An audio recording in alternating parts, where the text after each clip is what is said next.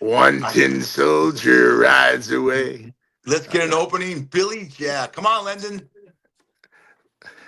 Let's do it. Hey, fat fish heads. It's time for another edition of the hottest new podcast on all platforms, Fat Fish.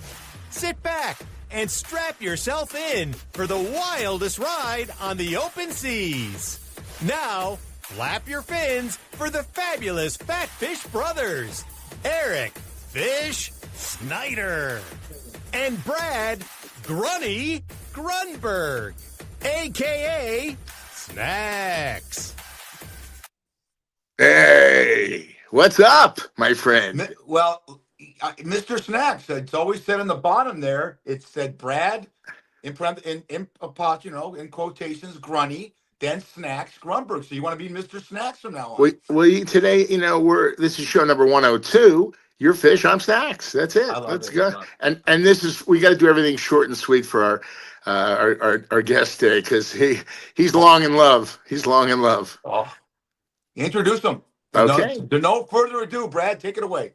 Well, I met this man through a friend of ours, John Hyatt, and I talked to him on a little pre-interview, and I said, oh boy, this man has some stories to tell. Ladies and gentlemen, boys and girls, our Fat Fish audience, say hello to Nick Manning. There he is. Hi, Nick. How you doing, buddy? What up, guys? How you doing? You look great, buddy. But may I say something before we start? One of my favorite movies and Fish's favorite movie, you're a young guy, is Billy Jack. Tom Laughlin. One tin soldier rides away. Do you know the movie, Nick? Yeah, Billy Jack was cool with his kung fu moves. Yeah, do you have kung fu moves? Yeah. I'm a dangerous individual. You do, he said Billy Jack, but I'm looking at you because half your feel like Phantom of the Opera because you see half your face. Oh, nice. Yeah. Oh, yeah. I mean, you're probably a good-looking dude, but let the women sit there and fantasize and dream. I used to make a living off of how good-looking I was, and oh my God, the truth of the matter is, I'm a fucking caveman. So once I said, I had a philosophy. I was going to mortgage my 20s and 30s for the rest of my life. And I knew we were just poor white trash. I was a ball player. My old man was a cowboy. And I stuck to the plan.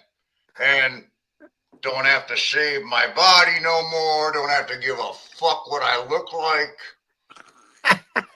Don't have to starve myself to fit in the clothes, being all fucking shredded all the time. I'd rather be jacked up and strong so I can do shit.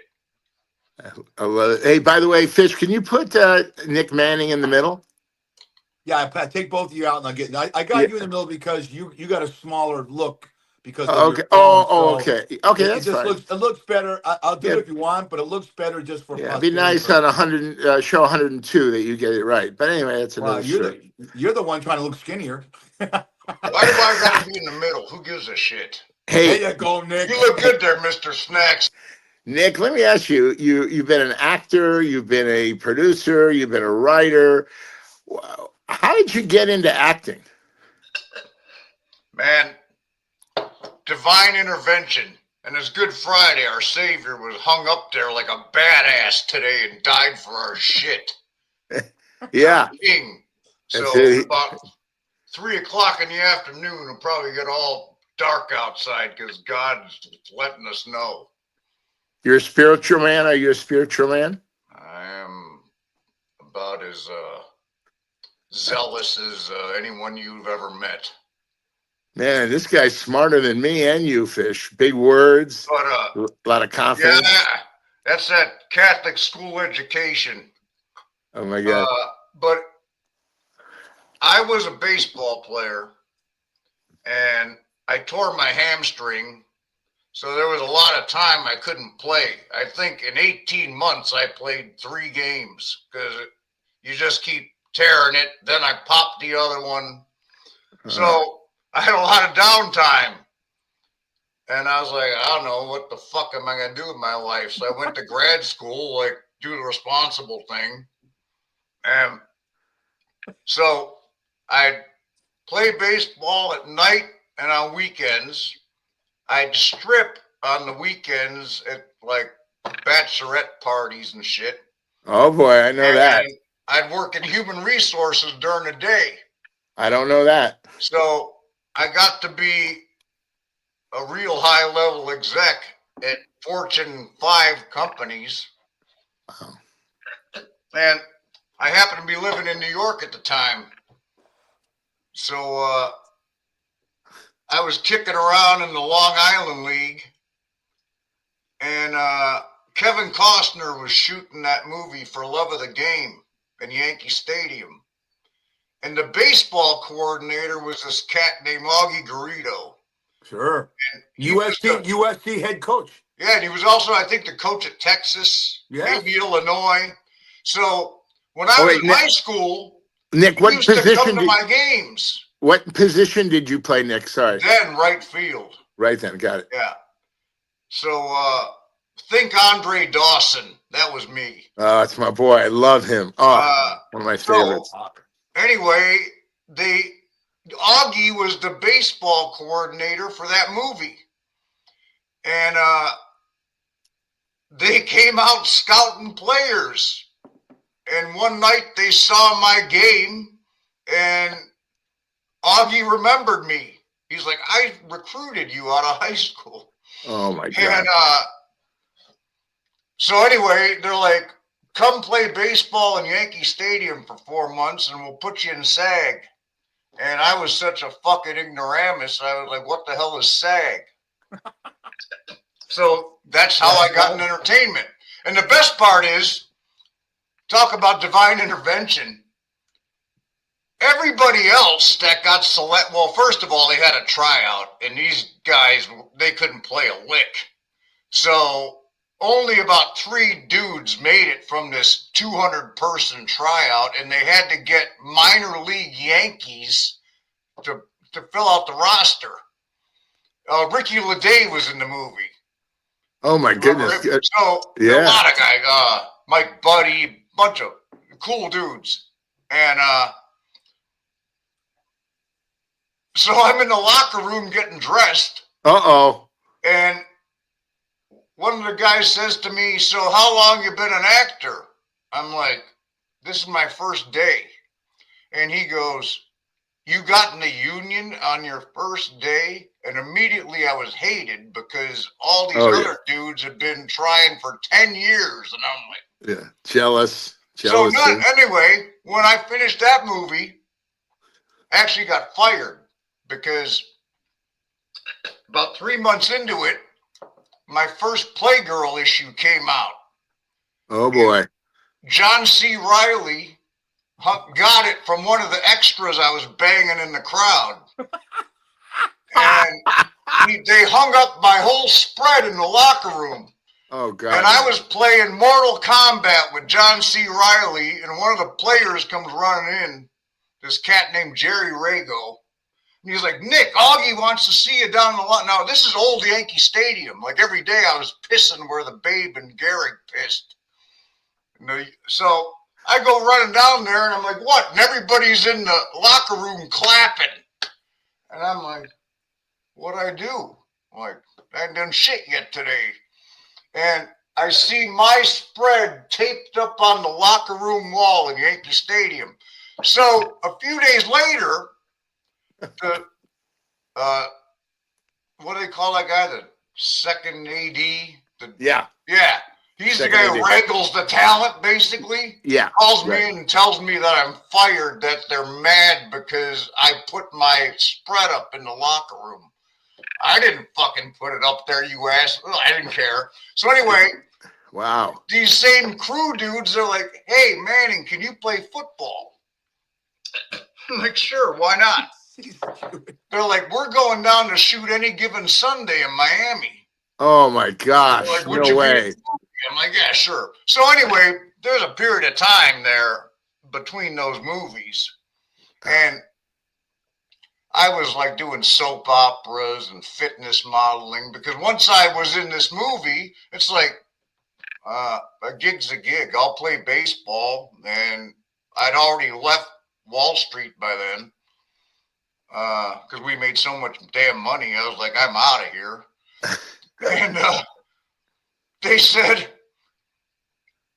you can't go from triple X to G overnight. And I was like shooting Disney commercials, Disney print ads. I was doing men in baseball commercials with Alex Rodriguez.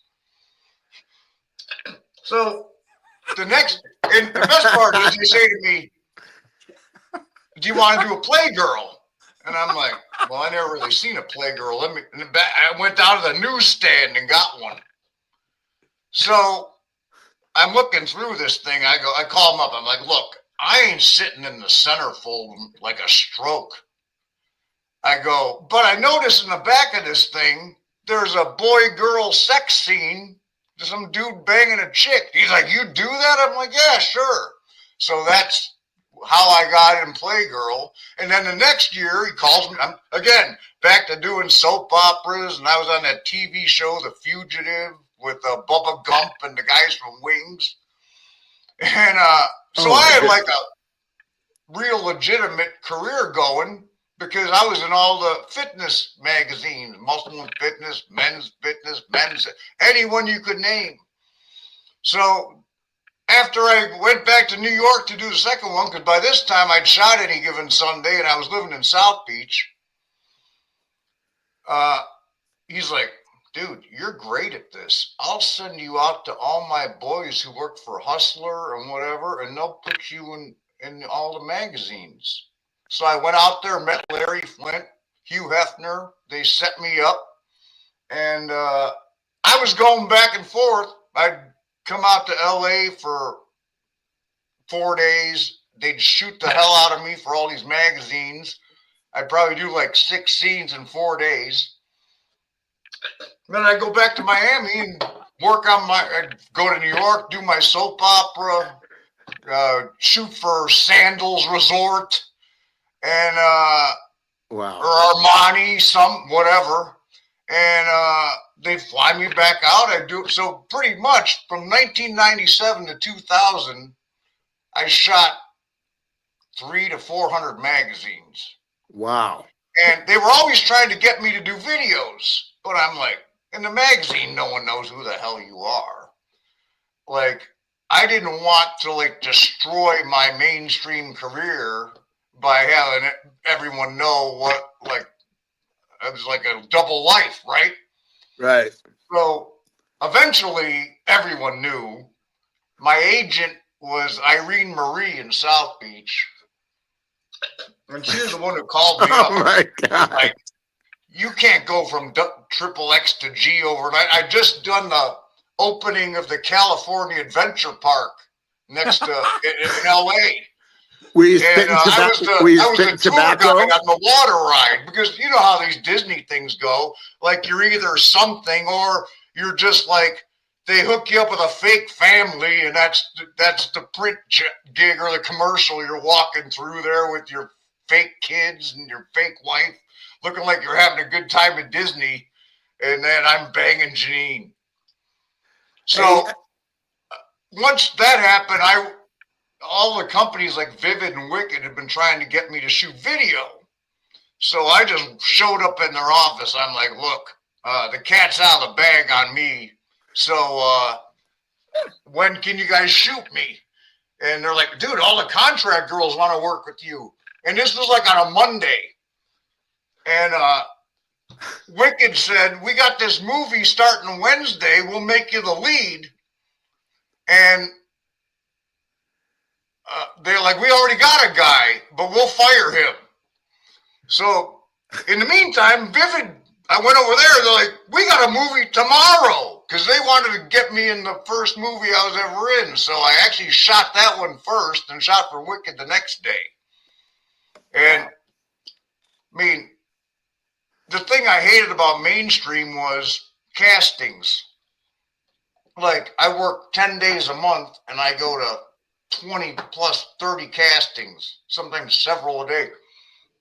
And especially in New York, Oh my God. you're riding the fucking subway all over the place. Dude, I don't like crowds. I don't like people. No, not you, So- Nick. No, so- I don't. Anyway, once I did that scene for Wicked, it ended, and here comes the production manager. He's like, I want you to grab your calendar. We want to book you for 50 more dates.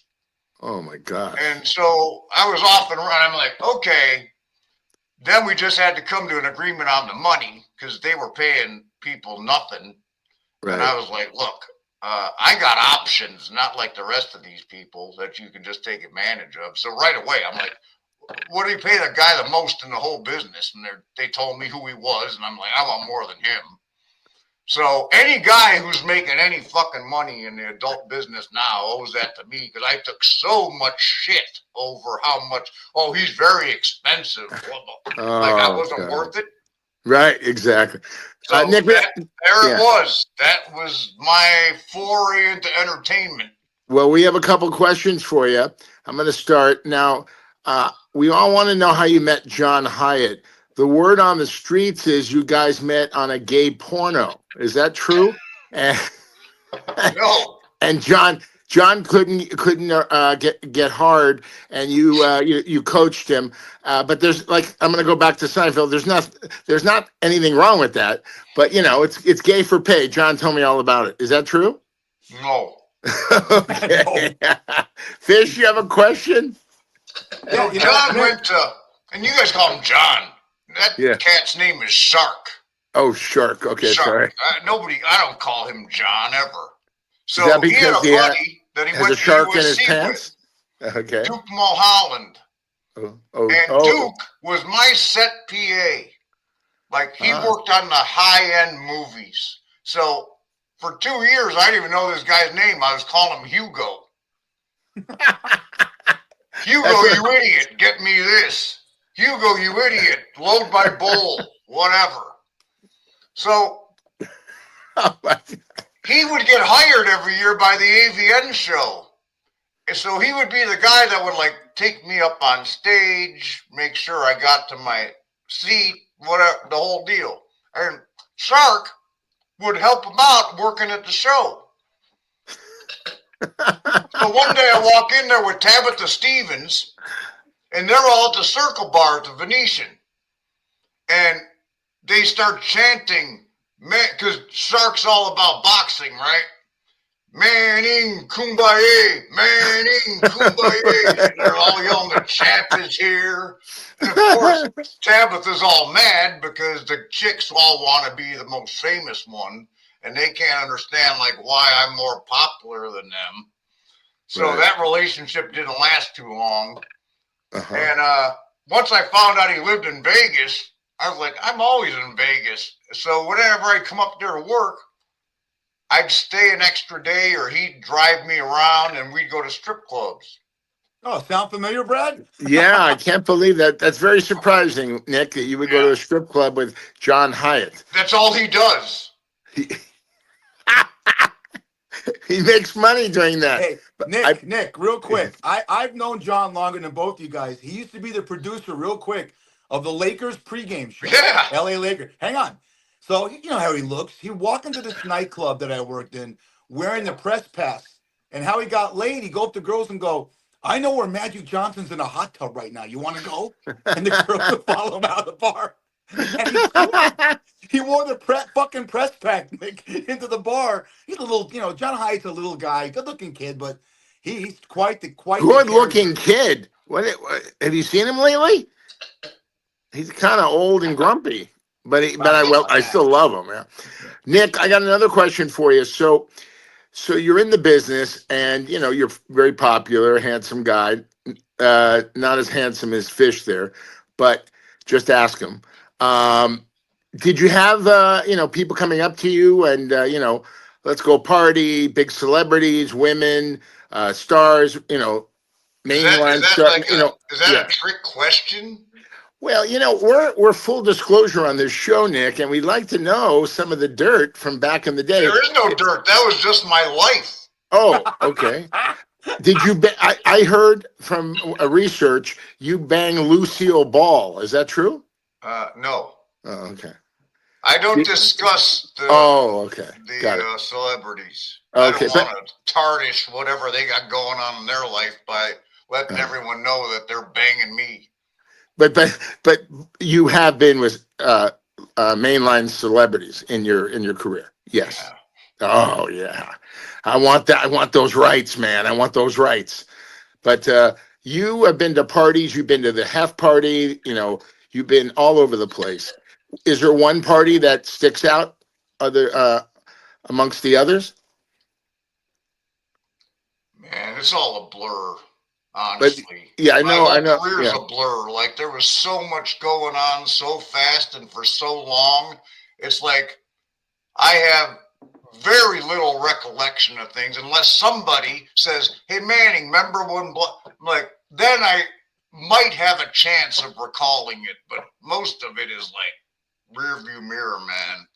Was it because of the partying? Why did? Why? No, just, I mean, I was living on 36-hour days. Wow. You gotta realize the volume in porn. Like, I was shooting.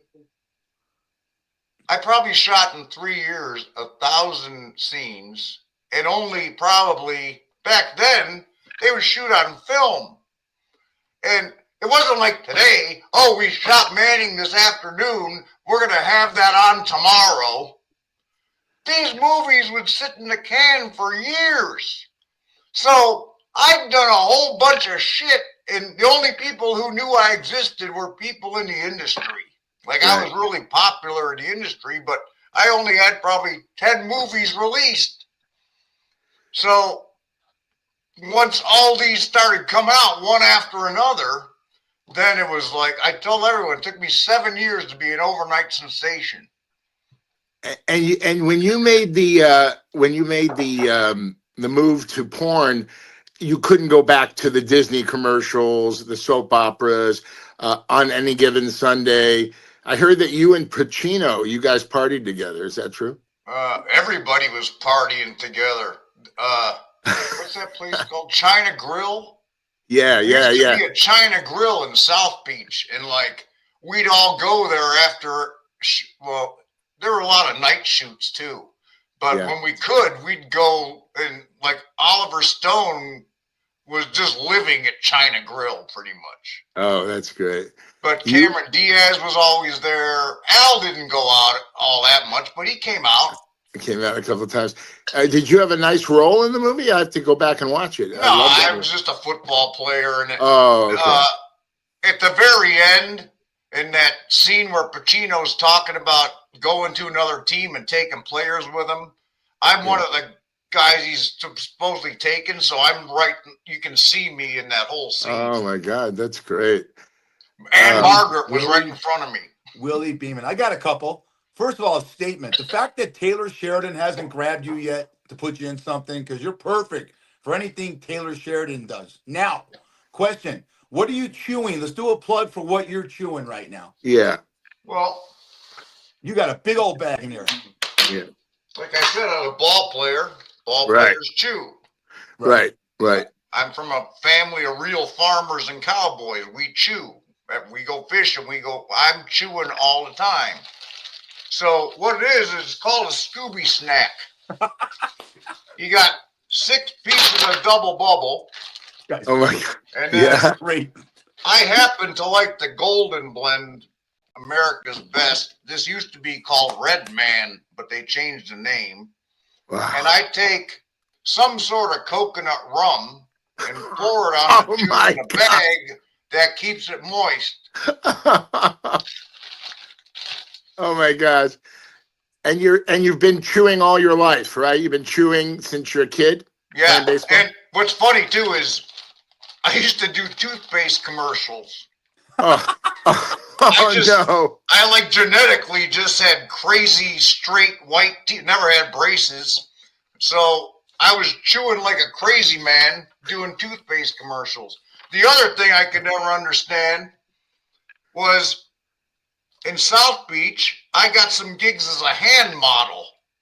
Like What? holding a phone, dropping a Coke can, and it's like, I called my old man. I'm like, you're never, because my hands lifting weights, hard work, baseball. I mean, I do not have like good looking hands. I have killer hands, right? Swing a sledgehammer.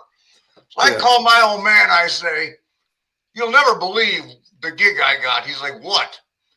I'm like, they want me to be a hand model. He's like, your hands look like you put them in a grinder. I'm like, that's what I said. So I had 2 of these gigs as a hand model. I never got another one. By the way, you and Fish have something in common.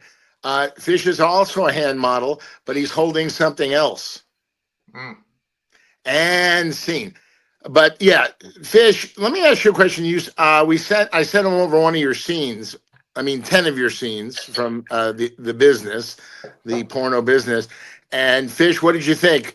The man is very gifted, right? He's a great actor. While he's making love to these ladies, I love what he's talking. Is that all improv or is that scripted?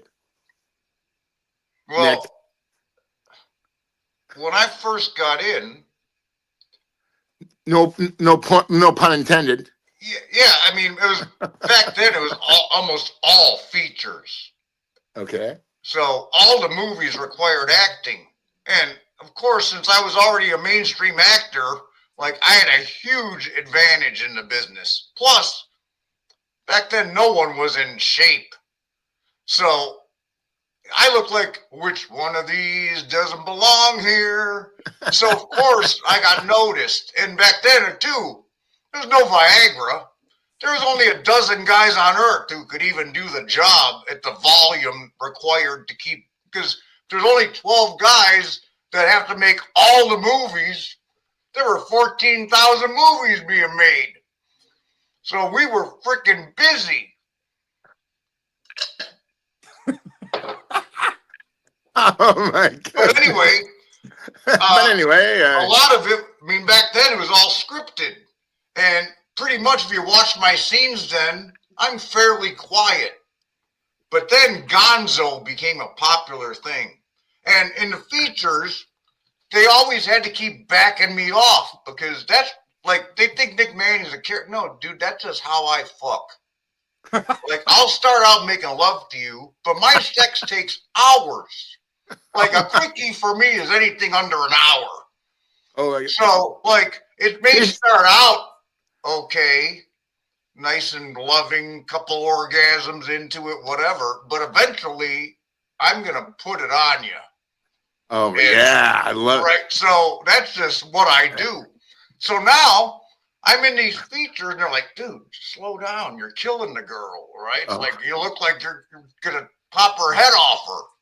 And the chicks scream. Like, they don't want their contract girls looking like filthy whores. Yes, they do. So eventually, this company, Wildlife, that's not all Gonzo, signed me to a contract. So pretty much, they were just like, dude, do whatever you want. That's when I started saying dropping loads, because the other companies were like, oh, you can't say that, blah, blah, blah. And these guys were just like, just say action, let them go nuts. So I shot for them every Wednesday for like 5 or 6 years. And that's how I'd go from shooting a feature all beautiful one day to looking like a freaking total insane maniac shooting for Wildlife. And then on Friday night, I'd go host my live Playboy gig and be back to making love to the chick. To me. Nick, here's a stupid question, but my brother wanted me to ask you this because I know it's on a lot of people's minds. When you have all these soirees going in these films, is it always, it's a dumb question, but I got to ask. Is it always, I know it's professional, but have you ever like got attracted to one of the girls or it's just business? You ever have a relationship with any of them and you kept it going other than the movies? I mean, my house was called Manning Manor. And I mean, probably like 6 or 7 bedrooms. So the rooms were always full of chicks that were living at my house. We missed out, Brad. Like models, playmates, porn girls, actresses, whoever I was banging at the time. It was like a one big happy family. And over time, I mean, people rotate in and out. Right. I mean, I probably lived with 100 girls over those years. So, Wow. yeah, I had relationships with them. And even if I didn't, I mean, I don't know how long the sex scenes take now, but back then, some of them, 6 to 8 hours was not unheard of. And What? regularly, every scene was 3 to 5. In Yeah, Gonzo, it was probably 1 to 3. So we're talking, you're with that person for a while. Okay. Yeah. Now, you might have just met her that day, whatever. But I would just always try to find something I found attractive about that person that would keep me into it for whatever period of time, whether I liked them or not. I got a question. I got a question, Nick, just in the last one, and bracket run. Improv. Are you allowed to improv a lot as you got more into the films, or were these directors strict on what you wanted to do? No, once they realized that I was a cash cow, like in the beginning, there were companies that'd be like, "Oh, well, don't say it. Don't let it. Make sure." Like they tell the director, and those same companies, when they got in financial trouble, they were hiring me, bringing investors in to watch. And they'd be like, just let him do whatever he wants. They'd have me wear my, no more even pretense of a character. I'd make sure he wears his Manning robe, because I had a robe that had my name on the back that Cassie Cortland bought for me. So it went from, oh, don't let him do that, to, hell yeah, Manning Nation. And because at some point, you got to throw out your artistic predilections and make money. Nick, my dream was to be on a porno set, and I worked at this place called the Hollywood Tropicana Female Mud Wrestling. I've told the audience before. So I walk in to get my check in the office, and there's this guy sitting there, and he's reading this paper called the LA Express. The owner owned that too, and it was a very, very great guy. His name is Bill Margold. You know Bill. He was like Burt Reynolds in Boogie Nights. You know, he used to, people want to be in porno. They come to Hollywood, stay with him in his apartment, and he would beg to have them go home back to Ohio. But he coached them, and he was such a nice guy. He sadly was on a radio show, and he had a heart attack and passed. But he was one of my best buddies, because when I met him, he goes, "You want to work on a porno?" I go, "Well, not as an actor. I'd like to work behind the scenes." So I was the boom operator and all this stuff. So I went with my other buddy, Lance, and we went to this other set, and we were watching this one girl with her boyfriend. Now, you got to explain how this works. He had all the lights around him, the crew, and he couldn't get a stiffy. There was no Viagra back then. And they tried, and she did this and did that, and nothing. So they had to bring in, and there were beepers back then, no cell phones. They brought in this guy named Tommy Gunn on beeper. So this guy comes in, he's on his motorcycle. He comes in, and then the boyfriend, they threw him back to the dugout. He got thrown off the set, and then he starts all of a sudden, just, "How you doing? What's your name?" "I'm Tommy Gunn." "What's your name?" "Oh, I'm Tiffany." And they just start banging. Can you explain when you never meet somebody, and then all of a sudden you're on a set and you just have some of the greatest sex scenes ever? You have no idea how many times. Well, because when I owned my own production company, I would have contract directors who were either my business partners or whatever, that were very accomplished filmmakers. The stuff was really, even though I would be gonzoing it up, the stuff looked really good, like nice setups, the beautiful vignette kind of style that was prevalent in that day. So my partner, who was a woman, she liked to try to get like these really good looking, she also produced for Playgirl. So she'd get these new guys that were in Playgirl or something and try to bring them in to be, because I'd do maybe out of the 5 scenes of the movie, I'd probably do 2 of them, and they'd have 3 other guys do their scenes. I mean, sometimes it was Tommy Gunn or Evan Stone or Barrett Blade, like my friends, right? Evan Stone's a nice guy. Yeah, cats like that. So, you know how many times I walk in with my I always carried a hockey bag. That was whatever I had in there, my wardrobe, whatever. I'd walk in and chicks in the sitting there smoking a cigarette, laying on the couch, playing with herself, whatever, and the guy's over in the corner. Please, this never happened before. And I already got to do 2 scenes that day, and my partner would come over to me and be like, yeah, I know you got 2 scenes, but you're going to have to do this one too. Wow.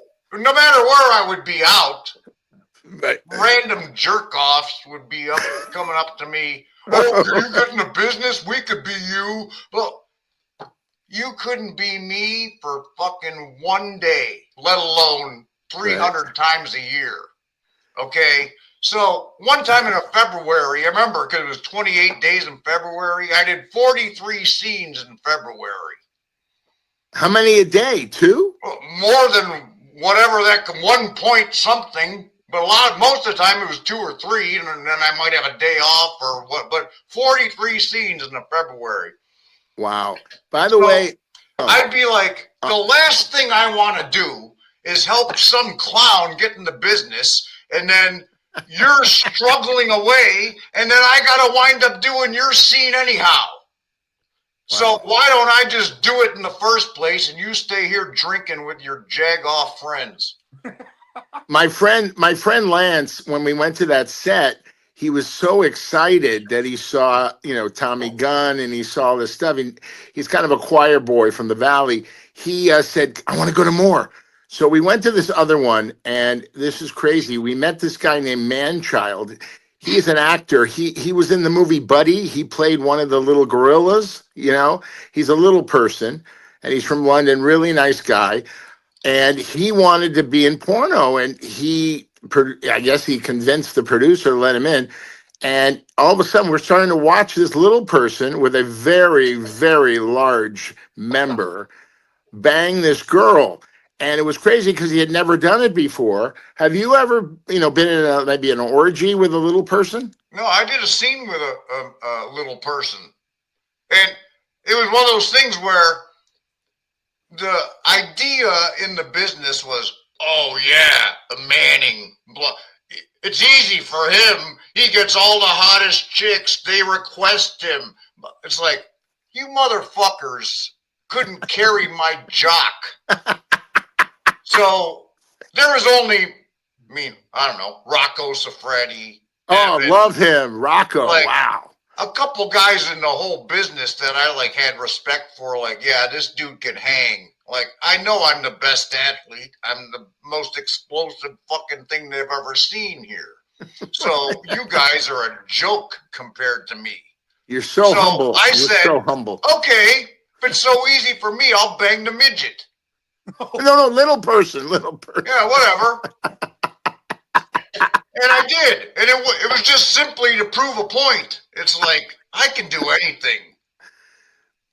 Let me ask you this. This is an interesting question. A friend asked me to ask you, could you do a scene today? If somebody gave you $1 million, they do, kind of like a reunion with another or a younger porno star now. Could you perform? What do you think? I was a porn star before I was a porn star. All the difference in my life was they just started filming me and paying me for it. Right, but here's the thing, Nick. Now that you're older, you still look fantastic as Billy Jack. It's like when you're with somebody you're dating or whatever. Is it the same, or do you still go gonzo on her? Oh, completely. So nothing's changed, really. No. Oh. In fact, the reason that my chick hooked up with me because she wanted to get railed. That's the correct vernacular. I've never been a big masturbator in any time in my life because I see that as lazy. I was on Howard Stern talking about this once. Lazy. They're like, It's because lazy. I can't take it anymore. I love Brad, you're the you. lazy. Brad's the laziest guy you know. the guy calls in, he's like, "Oh, I hate those Manning scenes. I can't jerk off when he starts talking all that crap." And I'm like, "Well, that's your problem. When you watch my movies, you're not supposed to jerk off. You're supposed to call some chicks over and fuck them. Are you too lazy to wait the half an hour for someone to get over there?" And so I would, if I was gonna masturbate, I would just go fuck instead. Let me ask you this, Nick. Nick, what are you doing? What are you doing now? Are you retired? Are you just chilling? What are you doing? Yeah, like I said, I mortgaged my 20s and 30s for the rest of my life. So I just hang out on my ranch with my chick and my animals. What kind of animals you have? Oh, horses, everything. Cows. You got dogs? Cats. Oh, you're a cat man. Oh. Well, because I don't have time to fuck with dogs, right? Okay. Cats are self-sufficient. By the way, what did your parents and your family say about you being a porno star? Well, I mean, I didn't start till I was 30. Oh, okay. Like, I was a grown man. What were they going to say? It wasn't like I called and asked permission. But are you from a religious family where they're like, "Oh my goodness, no, Nick"? I'm probably the most connected to God of any. I'm a true believer. Like, I believe in signs and wonders and miracles and speaking in tongues and Pentecost. The rest of my family was Catholic. So Catholic to me is like kindergarten. Full on walking in the way Christ is grad school, doctorate. So they didn't understand that there's power in God. Absolutely. And the universe brought us together on Good Friday, right, Fish? Yeah. This is great. This is a very special day. But I'm going to hang out with my family on Easter. See some. Oh, good. Oh, good. That's nice. Are you going to, my grandma always said, don't come empty-handed. Do you just come with yourself, or do no pun intended to the come? Do you bring something? Do you bring some cookies or yeah, something. Oh, good. Whatever. Good. I think this year I'm bringing appetizers. Nice. Are you going to make them or buy them? Nah, buy them. You don't want me making nothing. We know where those hands have been. Yeah. But after I get off of this, I'm going to get my my labors done for the day, and then I got to hop in the truck and head back there. I got about a 1,500-mile drive. Where are you going? I'm going to Chicago. Oh, where are you right now? Wyoming. Oh, Wyoming. You are Taylor Sheridan. You are Yellowstone. Jesus. Christmas. So unknown, because if I told people where the fuck I was, like the Hollywood tour bus figured out where I lived. And, oh no! And I bought the model home in this gated community. And one day I was out in the driveway jumping rope, and because I bought the model, I was only the second house in from the gate. Before so they'd bring this bus up, and 100 people jump out, and they're standing at the gate dropping loads, and that's when Tabitha comes out of the house, and she's like, "We can't live here. There's kids in this neighborhood." Oh my God. So then I moved up to the top of the mountain, and unless you knew where I was at, it was like going to the Bat Cave. You could not find your way up there. There's a private road, and you went a mile straight uphill. Nick, what do you want to do for the rest of your life? Just do what you're doing it now. Okay, you don't want to. I've been doing it the whole time. It's just now I don't. I mean, you got to realize at some point in the business, I was not answering to anyone. Right. I understand. I remember one of the Penthouse directors, I was dating Maya Nicole, and I was shooting with her, and then I was going to shoot with Angelina Valentine after, and they were friends. So Maya had this like competitive thing with me, which was ridiculous. She was a nobody, and I was like world famous. So the director says, "Okay, I'm gonna go back in my office." He's telling the crew. He goes, because I shot for them 11 times a month. So he goes, "Just do whatever Nick says." And Maya goes, "Wait a minute. I want to be directed by the director." And he goes, "I just gave you direction. Direction. Do whatever Nick says." And he walks out. And that scene sucked because she was being such a little crab ass about it. By the way, what are you known for in the business? I mean, a very large member. I saw that, and I showed it to Fish. He started crying. But I want to know: were you known for missionary, doggy, going down, eating the pink taco? What's your thing, or is it everything? I suppose if there was any one thing, it was just how athletic my scenes were. Right? It's like, yeah, it looked like a gorilla engulfing the chick. And, I mean, and the girls would say to me, they're like, "Nick, how come you don't choke us? All the other guys choke us." I'm like, "I'm not the fucking other guys." I go, yeah. "If I start choking you, like I get a little carried away, I'll pop your head off like a canary." So like the last thing you want is my hands around your throat. I don't understand why girls like that. Like I could crush your larynx and you'd be dead and I wouldn't even know what happened. By the way, it's interesting. Fish doesn't have the hair on his body. He was Sasquatch. Are you a hairy guy? Because in the movie, dude, if they don't do my eyebrow, like I'm the last guy that should ever been making a living off a beat, like trying to make this guy look metrosexual, fashion model. They were always like, "Oh, he's got too many muscles, too big for the." Yeah, because I'm 225, and you want me to be 180. One time I was totally shredded for a Muscle and Fitness spread about my career, and they wanted me to get all ripped up for the. Well, I did.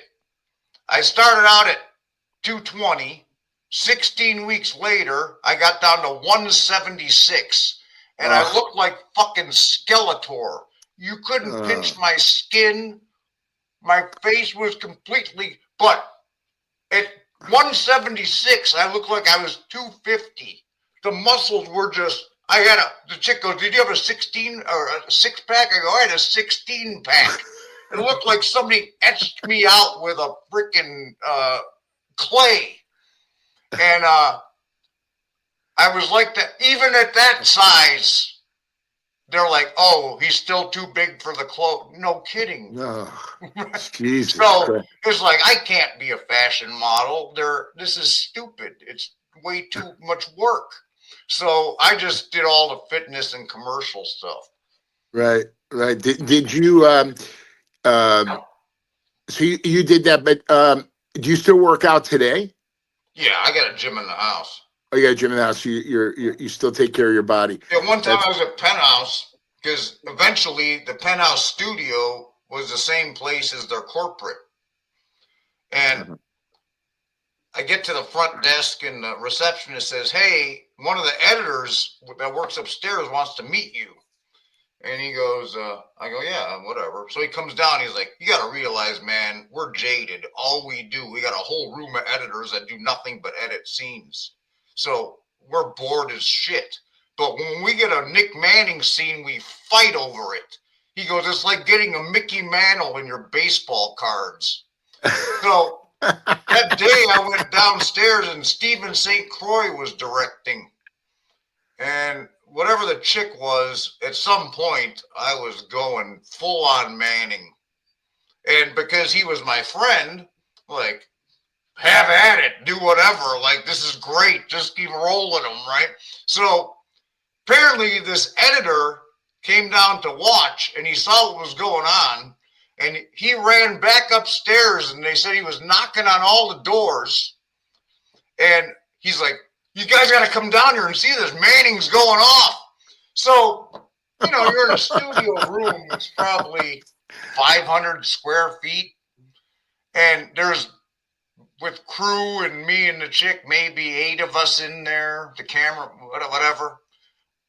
At some point, I looked up, and it was standing room only in there. There was like 100 people that's crammed into that room. Wow.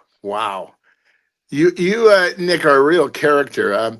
I was thinking you might have. It would be kind of good to see maybe John Hyatt in the business. Maybe one scene. Do you think he could rise to the occasion and perform? I would suspect not. Oh my God! Oh my. So let me ask you: when you're with a girl, we're almost done here. Oh, this is part one, by the way. We're going to bring you back. No. Oh, okay, okay. You're going Gonzo. You got to see Nick. These are dropped regardless. And how do you do it? You do all the positions, then the director. All right, Nicky boy, we're ready for the money shot. Okay, so how do you go from Gonzo to the money shot? Are you thinking about? What are you thinking? You're not thinking about baseball in a locker room. What do you think? Are you looking at the girl? Because it's all in the mind. Because I was on these sets and I'd see these actors going wild, and all of a sudden they got soft, and then they got hard, and then all of a sudden, boom. How did you do it? Was it just mind over body? It was different every day. Like some days it's usually dependent on your schedule. Now realize I was also playing semi-pro baseball most of my career. So I was either working out, on set fucking at home, or playing ball. So my whole life was nothing but physical activity. So depending how worn out my cock was and desensitized, it might take longer to pop that day than on a day where maybe you had a couple days off and now you're back at work. Couple days off. Wow. Yeah. Like I never had, in my whole career, the longest I ever had off was every Christmas, because I wasn't able to play ball for a while because I needed shoulder surgery. But I was able to keep shooting. It hurt, but I needed both of them done. And I also needed double hernia surgery because from the sports and martial arts and working out and lifting, I could squat 600 pounds. I lifted stupid heavy. Jesus. I was a slugger. So I had a lot of stuff that had been bugging me for a long time that I just never got fixed because I was too busy to ever go in. So one year they wanted me to come back and play ball, and I said, well, it's going to be a while. I'm going to go get the surgeries. Right. So at Christmas, Playboy would have a 2-week hiatus.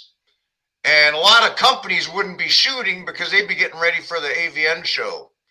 So I would go in and get a surgery like December 23rd, and then I'd have to go back to work maybe January 7th. Wow. So I would have that 2-week period, depending upon when the schedule would work out, where I could recover from whatever surgery I had. So 3 years in a row, I had a surgery at Christmas. So those 2 weeks of recovery, one was 7 days, one was 2 weeks, one was 10 days. That was the longest I ever had off, ever. Did you say longest? I'm sorry. Yeah, the longest period of time I was ever off was 2 weeks. I'm telling you. In a 20-year career. Wow. Do you miss it at all? Do you miss it?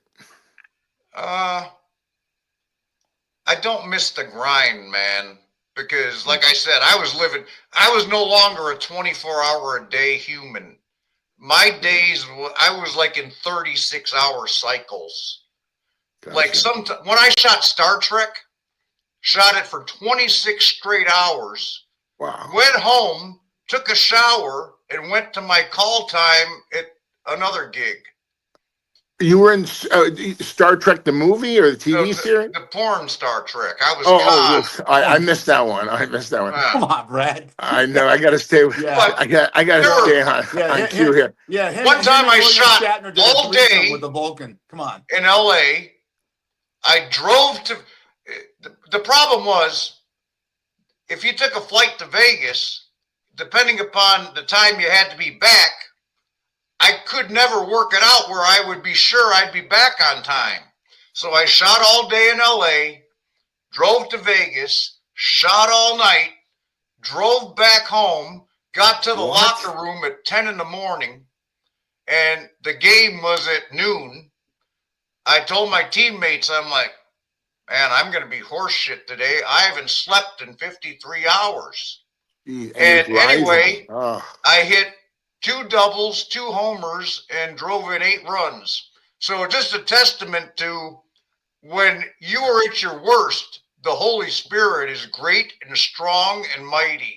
And picks you up. And I went home and just slept for 18 straight hours. Nick, this is part 1. I'm going to make sure you do part 2. You are an amazing guest. Fish, what do you think? Huh? Is this guy incredible? What a character. What a character. But your stories are just, you can't make this shit up. That's the great thing about it. Everybody goes, that's a lie. Nick didn't do that. Oh, you can ask Shark. He'll tell you that this is all verifiable because he saw it happen. Well, it's funny with Shark, we go live. I think he's jerking off to this podcast. But that's another. When people read my book, they're like, there's no way that this is, that's just the tip of the iceberg. Because the writer came and lived in my house for a year. Wow. Wait a minute. And observed everything and then wrote her book. Yeah. Yeah. Go ahead. We have 1 minute to go. How do we get that book? It's not anything. It's Dropping Loads, The Legend of Nick Manning. You Google it, they'll send you a copy. Or That's by the way, I heard it's going to be a movie version. Disney is going to produce it. They should. Ladies and gentlemen, Nick Manning, show number 102. Nick, we wish you only the best. And as my grandma would say, you should only sei gesund. You should only live and be well. And I'll be back in touch. I want to party with you in Vegas. Yeah, I want to hang out with you and the girls. Yeah. We'll grab the Sharkster and go out to one of his clubs, and he treats it like it's Cheers in there. Like that's his personal club. Yeah. Fish, can you get a hall pass from Vicky to join us? What do you mean a hall pass from Vicky to join? I'll bring Vicky. Oh, you're right. And Molly, your dog. Yeah. Nick, thank you so much. Have a safe trip where you're going, buddy. Are we pals now? Are we like buddies? Yeah, for sure. All right. Ladies and gentlemen, Nick, the quick, not quick, long and lean, Manning. Give him a nice hand. Thank you, Nick. We love you, man. All right, guys. Happy Good Friday. You too, and I'll send you the link. Thank you, buddy. Yeah. And enjoy that tobacco. I can see Scooby snack. Yeah, with the gum. Yeah, Scooby snack. We love you, man. Take care. Later.